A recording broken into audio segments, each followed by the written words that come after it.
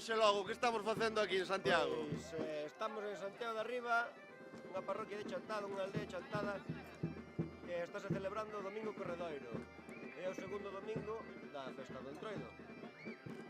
No meu caso, vou de volante, que é un dos personaxes do Entroido, está o volante, que son eu, os maragatos, que visten unhas pelicas, e logo os mecos, que son os que fan os oficios. Os mecos. Os mecos.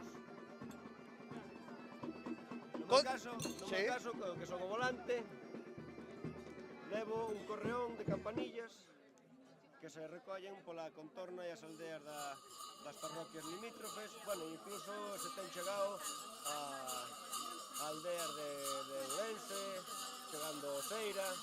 Entón recóllense polas casas e montase o cinto das campanillas.